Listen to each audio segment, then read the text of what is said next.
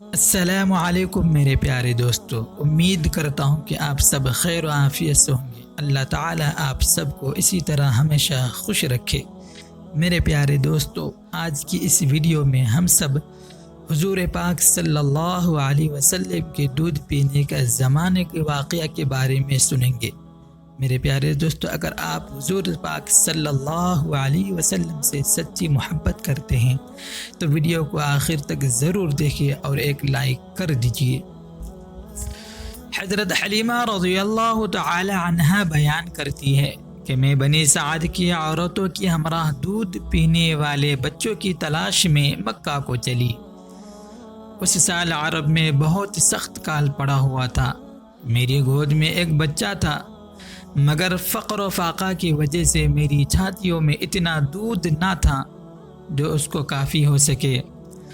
رات بھر وہ بچہ بھوک سے تڑپتا اور روتا بلبلاتا رہتا تھا، اور ہم اس کی دلجوئی اور دلداری کے لیے تمام رات بیٹھ کر گزارتے تھے۔ ایک اونٹنی بھی ہمارے پاس تھی، مگر اس کے دودھ نہ تھا۔ مکہ مکرمہ کے سفر میں جس خچر پر میں سوار تھی وہ بھی اس قدر لاغر تھا کہ قافلہ والوں کے ساتھ نہ چل سکتا تھا۔ میرے ہمراہی بھی اس سے تنگ آ چکے تھے۔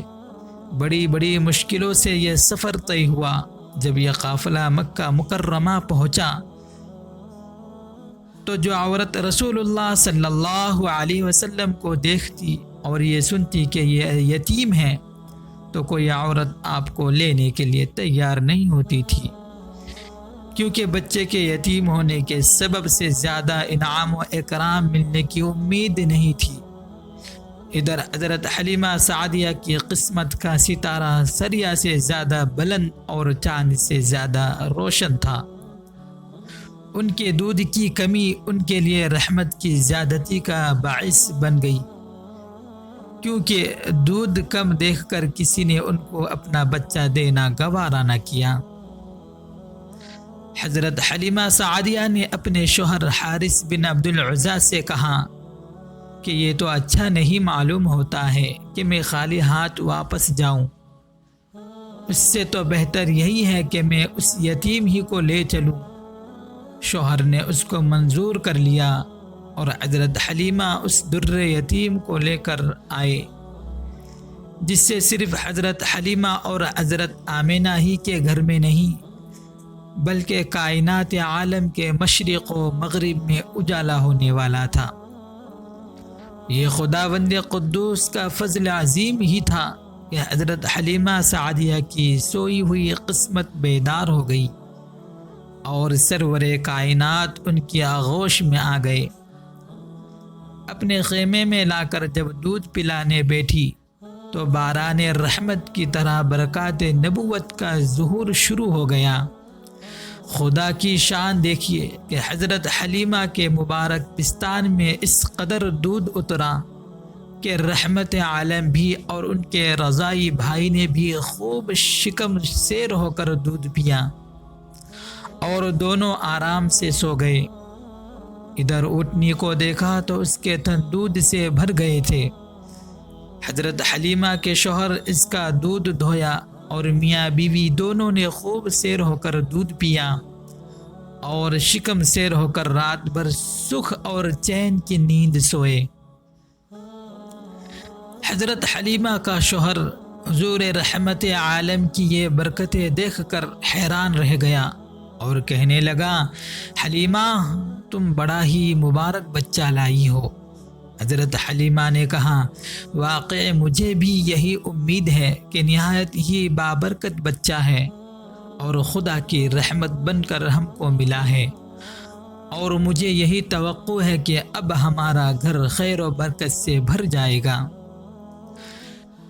حضرت حلیمہ فرماتی ہیں کہ اس کے بعد ہم رحمت عالم کو اپنی گود میں لے کر مکہ مکرمہ سے اپنے گاؤں کی طرف روانہ ہوئے تو میرا وہی خچر اب اس قدر تیز چلنے لگا کہ کسی کی سواری اس کی گرد کو نہیں پہنچتی تھی۔ قافلہ کی عورتیں حیران ہو کر مجھ سے کہنے لگی کہ اے حلیمہ، کیا یہ وہی خچر ہے جس پر تم سوار ہو کر آئی تھی، یا کوئی دوسرا تیز رفتار خچر تم نے خرید لیا ہے؟ الغرض ہم اپنے گھر پہنچے، وہاں سخت قحط پڑا ہوا تھا، تمام جانوروں کے تھن دودھ سے بھر گئے۔ اب روزانہ میری بکریاں جب چراگاہ سے گھر واپس آتی تو ان کے تھن دودھ سے بھرے ہوئے ہوتے ہیں، حالانکہ پوری بستی میں اور کسی کو اپنے جانوروں کا ایک قطرہ دودھ نہیں ملتا تھا۔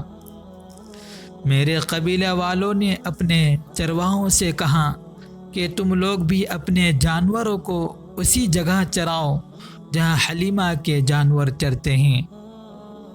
چنانچہ سب لوگ اسی چراگاہ میں اپنے مویشی چرانے لگے جہاں میری بکریاں چرتی تھی، مگر یہاں تو چراگاہ اور جنگل کا کوئی عمل دخل ہی نہیں تھا۔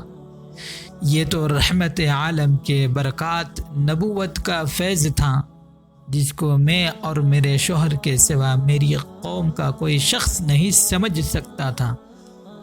اسی طرح ہر دم ہر قدم پر ہم برابر آپ کی برکتوں کا مشاہدہ کرتے رہے،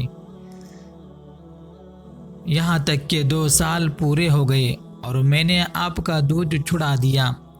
آپ کی تندرستی اور نشو و نما کا حال دوسرے بچوں سے اتنا اچھا تھا کہ 2 سال میں آپ خوب اچھے بڑے معلوم ہونے لگے۔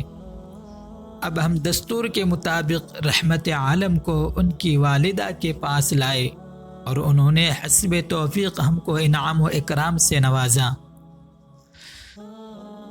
میرے پیارے دوستو، عرب کا ایک دستور قاعدہ تھا کہ بچے 2 سال کے بعد جو بھی دائی لے کے جائے ان کو اپنے والدہ اپنے گھر والوں کو واپس کر دینا ہوتا تھا۔ پیارے دوستو، قاعدہ کے مطابق اب ہمیں رحمت عالم اپنے پاس رکھنے کا کوئی حق نہیں تھا، مگر آپ کی برکات نبوت کی وجہ سے ایک لمحہ کے لیے بھی ہم کو آپ کی جدائی گوارا نہیں۔ عجیب اتفاق کہ اس سال مکہ معظمہ میں وبائی بیماری پھیلی ہوئی تھی، چنانچہ ہم نے اس وبائی بیماری کا بہانہ کر کے حضرت بی بی آمنہ رضی اللہ تعالی عنہا کو رضامند کر لیا، اور پھر ہم رحمت عالم کو واپس اپنے گھر لائے، اور پھر ہمارا مکان رحمتوں اور برکتوں کی کان بن گیا، اور آپ ہمارے پاس نہایت خوش و خرم ہو کر رہنے لگے۔ گھر سے باہر نکلتے اور دوسرے لڑکوں کو کھیلتے ہوئے دیکھتے، مگر خود ہمیشہ ہر قسم کے کھیل و کود سے علیحدہ رہتے تھے۔ ایک روز مجھ سے کہنے لگے کہ اماں جان، میرے دوسرے بھائی بہن دن بھر نظر نہیں آتے، یہ لوگ ہمیشہ صبح اٹھ کر کہاں روانہ ہو جاتے ہیں؟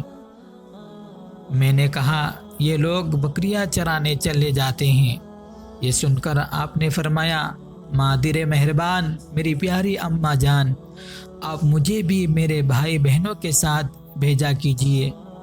چنانچہ آپ کے اصرار سے مجبور ہو کر آپ کو حضرت حلیمہ سعدیہ رضی اللہ عنہا نے اپنے بچوں کے ساتھ چراگاہ جانے کی اجازت دے دی، اور آپ روزانہ جہاں حضرت حلیمہ کی بکریاں چرتی تھی تشریف لے جاتے رہے، اور بکریاں چراگاہوں میں لے جا کر ان کی دیکھ بھال کرنا جو تمام انبیاء اور رسولوں کی سنت ہے، آپ نے اپنے عمل سے بچپن ہی میں اپنے ایک خصلت نبوت کا اظہار فرما دیا۔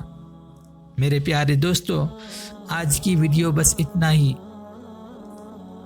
پھر ایک نئی ویڈیو کے ساتھ ملیں گے۔ تب تک آپ اپنے اور اپنے گھر والوں کا بھرپور خیال رکھیں اور ہمیں اجازت دیجیے، پھر ایک نئی ویڈیو کے ساتھ ملیں گے۔ تب تک اللہ حافظ، دعاؤں میں یاد، اور ویڈیو کو اپنے دوست و یاروں میں ضرور شیئر کر دیجیے تاکہ آپ صلی اللہ علیہ وسلم کی دودھ پینے کے زمانے کا واقعہ معلوم ہو جائے، کس طرح حلیمہ سعدیہ کی سوئی ہوئی تقدیر جاگ گئی۔ اللہ حافظ۔